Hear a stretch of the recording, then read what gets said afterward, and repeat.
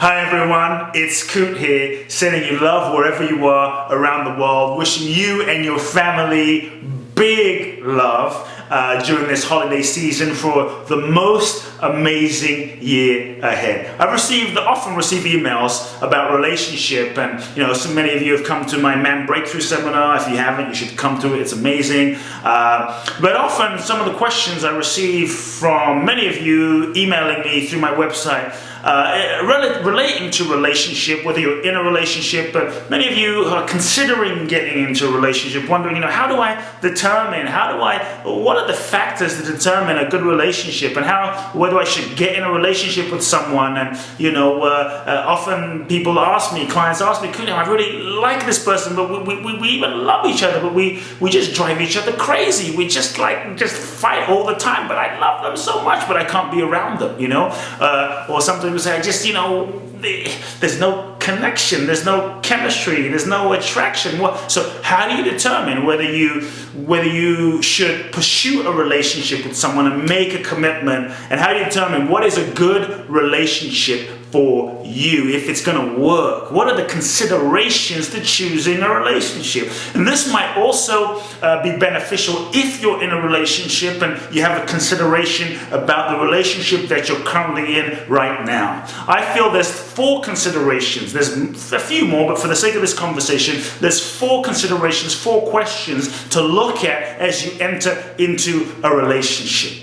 4 things. The first thing is just a basic thing, which is ask yourself, do I trust this person? When you look at your potential partner or the partner you're with, do I trust them? If you're considering getting into a relationship with someone and you don't trust them deeply, there's a resonance, a sense, would I trust this person with my life? Do I feel a sense of trust for who they are? A sense that I could trust them with my life? A sense I could trust them with my being, with my essence? Because if you don't feel that sense, now obviously trust is developed over time. Trust is developed over the reality of who they are over time, based on how they show up with you consistently in your life through the actions they take, not just the words they speak.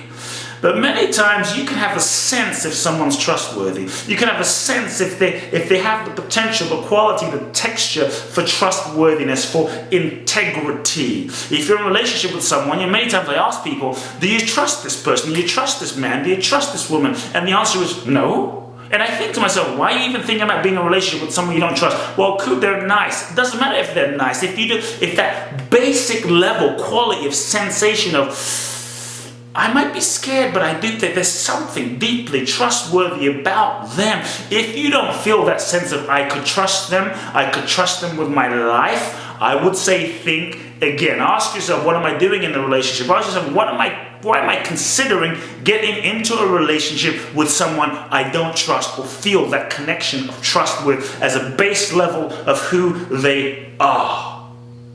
Do I trust this person with my life? Because on some level, when you open your heart, when you love big, it's a vulnerability. You open your heart, there's a surrender in that. On some level, when you love and you give your heart to someone, you give your love to someone, you share your deeper self with someone, on some level you are giving them your life. You're giving them a piece of your heart, a piece of your life.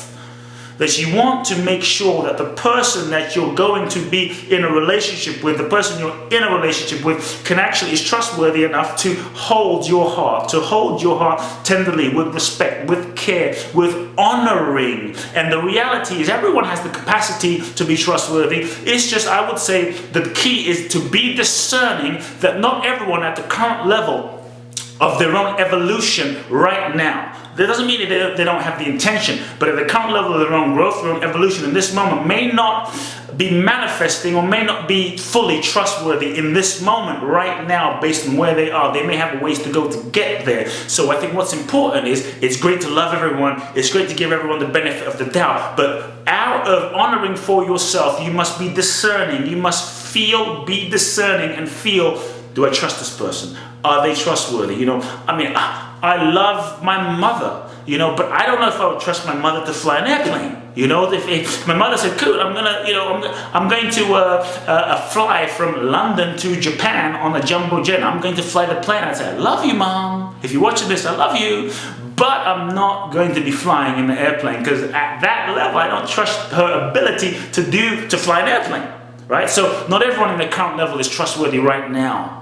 So you want to honor your heart. You want to be responsible for who you give your heart to and how you do that, which is the self-honoring and self-loving thing to do. The second thing is a recognition and an understanding of the ultimate true purpose of relationship. And I'm not saying relationship isn't for fun and pleasure and sex and romance and dinners and what have you. Many of you who've watched my videos have heard me talk about this concept before, but just in a nugget, I believe that the real reason we come together, we attract and manifest each other at this moment in time. You attract someone to you, a mirror manifestation of who you are, a mirror manifestation in the form of another human being that mirrors who you are, that you've attracted to you because you have an agreement. You've attracted to you because you have certain karma, certain lessons to teach each other at this particular time in your evolution as a human being. That the person you're in a relationship with has certain lessons and gifts to give you, that there's things you get to work out with that person right now.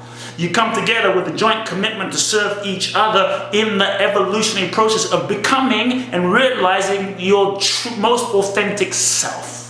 Relationships are about joy, bliss, and all of that. And ultimately, relationships are about growth. Growth and evolution. Growth and evolution of your souls, realizing your most authentic selves through the mirror and the feedback mechanism of your partner. It is intense, it is a bliss, it is a joy, it is an honor, it is a privilege whenever you have the opportunity to come together with someone, whether it's for a day, a week, a month, 10 years, an entire lifetime. Relationships are about growth. One of the questions then and considerations that is important to feel into and ask yourself is, by being with this person, by committing and being in a relationship with this person, do I feel that I can evolve more with this person? Do I feel that I can evolve and grow more with this person as a soul than being by myself? Do I feel that by being engaged in a relationship with this other being, that I will grow more, that they will cause me, invite me, challenge me, inspire me to grow more and realize more of who I am as a result of this relationship? I believe and I say that if the answer is no, if the answer is no, you know what's coming.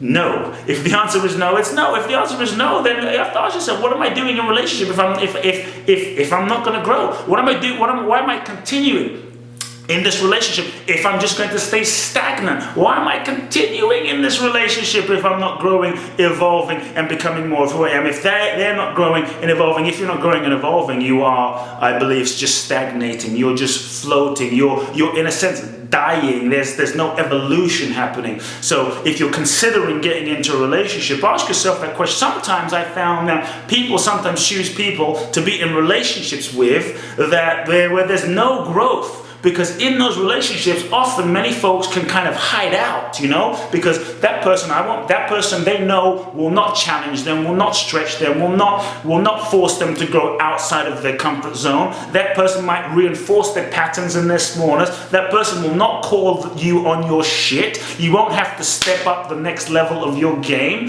But I believe that a real partner, a real amazing partner, may not always be easy, but with love, with grace, with compassion, will see who you are. And a true partner is committed to serving you, committed to your growth, and will not simply allow you to languish in mediocrity, languish in your stuff. They will be honest, and they will call you on your stuff. Hey, what are you doing? Hey, I see who you are. Hey, what's really going on? They will question lovingly, challenge, invite, invoke, inspire you to expand. So ask yourself, in this person's presence, do I feel more inspired to be myself? In this person's presence, do I feel like I'm evolving and growing? Sometimes it's safer to be with someone that you're not growing and evolve with. Sometimes it's easier to be the teacher, because then you don't have to grow to your edges in the relationship. Relationship, I believe, is about growth, and I believe, and I've always said that the real success of relationship is not simply how long you stay together. The real success of relationship is the degree to which you work out and learn the lessons for which you both have agreed to enter each other's lives, and the degree to which you have grown and evolved in the relationship collectively together. How much are you growing into your most authentic self? Do you feel this person can serve you and you serve them in truly doing that? And if not, think again. The next consideration or question is a simple one. It's a simple question of compatibility. I hear so many people say, "Kute, I'm so in love. I'm in love with this person. I'm just in love with this being. I just love them." But we drive each other crazy. "I'm in love with them, but I want to kill him. I'm in love." We're fighting all the time like cats and dogs, and oh my God, over 12 years ago, I was in a relationship with an amazing woman and I loved her. She was my soulmate. Oh my God, the most. And we would fight every day. It was, we've all had one of those crazy relationships where you just fight with the person. It's just a trigger fest. Right? You just somehow, your way of being triggers the hell out of this other person. And you're thinking, what am I doing? I'm just being myself. You just trigger the shit out of this other person, and you trigger them and they trigger you, and it's just back and forth, and wounds flying back and forth. Your childhood stuff, their childhood stuff is just like, it's intense, as you know, and it's not easy. And there is the possibility, if you're both conscious enough to take responsibility for your stuff, to work through that. But what I found is, in order for a relationship to work, love by itself is not enough. Love by itself. People say, "Well, love is all you need." No, I believe no. Love is all you need ultimately for the evolution of your life, no matter what. But in order to make a relationship work in the 3-dimension with another partner, with another person, love is not enough by itself. What I believe you also need in order to make it work is a level of compatibility. So before you enter into a relationship, or if you're already in a relationship, ask yourself, am I compatible? Am I actually compatible with this person? And what you look at is, what's my vision for my life? What's my life purpose? Which direction am I going in my life? Are we both going in a similar direction? Are we growing and evolving together at a similar pace? So maybe you'll be growing sometimes and they'll grow. So long as you're growing together and they're growing together and you're both growing at a similar rate of evolution, and you're both committed to serving each other, then you can keep growing and evolving together year after year after year after year. Many couples I found that often come to me, come to my events, come to my seminars, come to me one-on-one as a coach, they were in love in the beginning, and they were so in love, and 15 years later, 20 years later, 25 years later, they've become such different people that one person has gone in this direction, one person has gone in this direction, and they realize, as they've matured and become more of who they are, their fundamental core is very different. Their values are different, what is important to them is different, what they're up to in life is different, where they're going is very different, and they do not want the same things at the core level. There can be differences on the surface. Some of those differences make life juicy and spice of life, and the polarities can attract. But when you have core fundamental differences at the level of your core, the level of your values, the level of what's important, and you're going in two completely different directions, you have to look at, you just may not be compatible. You might love each other, but you just may not be compatible, at least in this moment right now. Perhaps you're at different stages of your life, different stages of your growth, or just want different things. So as you consider going into a relationship with someone, or you're in a relationship with someone, look at your compatibility. For those of you that are actually in a relationship, and you've been in a relationship with someone a while, you might reach a point where you look at each other and go, who are you? Who are you? And you realize, we're actually not compatible with each other today. The question I ask you, if you're someone that you're in a relationship that is just going around in circles, and the question I ask you is, what are you doing in it? Why are you still in it? Are you in it just because of history, just because of nostalgia? Then it's just like a living museum. The question I ask couples is, if you met this partner, the partner you've been married to for 15 years, 17 years, 20 years, if you met them today on the street, at a party, you're on Match.com or wherever you were set up with your partner now, would you be with them? Would you choose to be with them? Would you be compatible and choose to be with them today, right now, based on who you are? And if you're wondering, like, it is something to seriously take a look at and be honest about, because in order for a relationship to work, compatibility is necessary. Compatibility is necessary. The last consideration, the last question, if you're considering getting into a relationship, also if you're in a relationship, is the question really, the consideration is, Can I accept this person exactly as they are? Can I accept this person exactly as they are? Many times we see a partner and we get into a relationship, and couples come to me, people come to me, and oh my God, my partner drives me crazy. They drive me crazy. And the bottom line is, maybe when we were in love, we had rose-colored glasses and we just let things slide. And we thought, when we're married, I will work that out. We'll work that out. They'll change. And here's the reality. It's so important that you're not simply falling in love with someone's potential. It's so important that if you are considering getting into a relationship with someone, you don't live in fantasy, you don't live in future possibility. And one of the mistakes I see so many people make is they go into the sense of, well, when this person gets to know me, then they'll change, or I'll change them. I'll change my partner. I can change my partner. I practice The Secret. I meditate. I do Reiki. I'm going to feng shui my partner's emotions. I'm going to Reiki their mind. I'm going to heal my part. I'm going to fix them. I'm going to heal them. No, don't go there.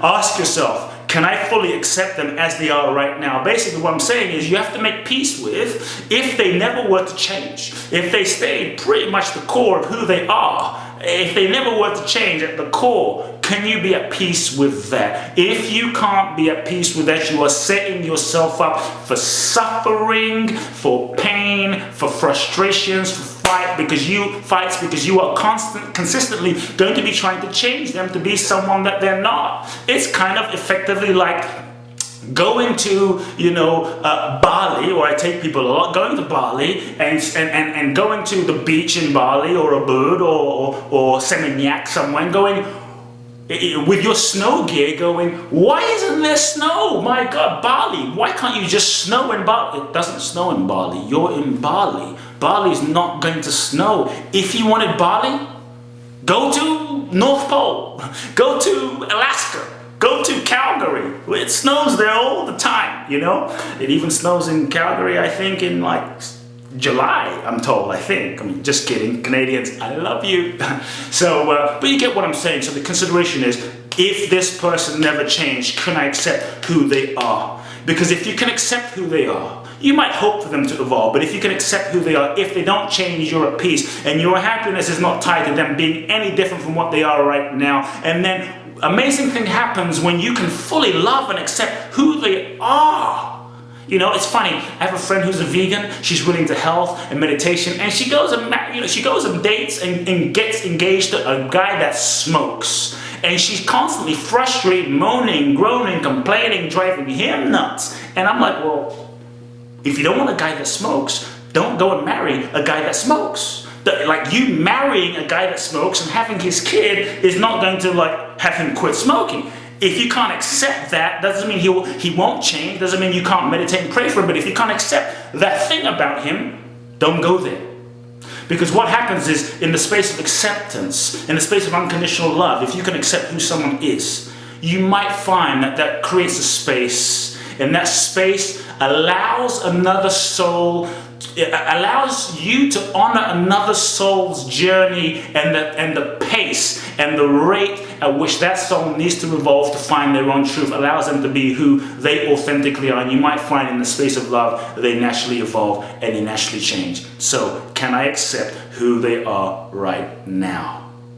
These are some of the 4 considerations. If you're considering getting into a relationship, look at these questions very carefully. If you're in a relationship, look at these questions very carefully. You'll never ever be able to say, I didn't know. Be willing to be honest with yourself about your answers to these questions. Set yourself free. Relationship is a gift. Any second, any day, any month, any year, any decades, you have the opportunity to be in relationship with another being, another soul, another lover, whatever your spouse, your domestic partner, whatever you want to call them, is a sacred opportunity for you to meet God, to meet the divine, to meet the infinite in another person. It is a privilege. It's not a right. It is a sacred privilege. Choose wisely, honor wisely, and love big.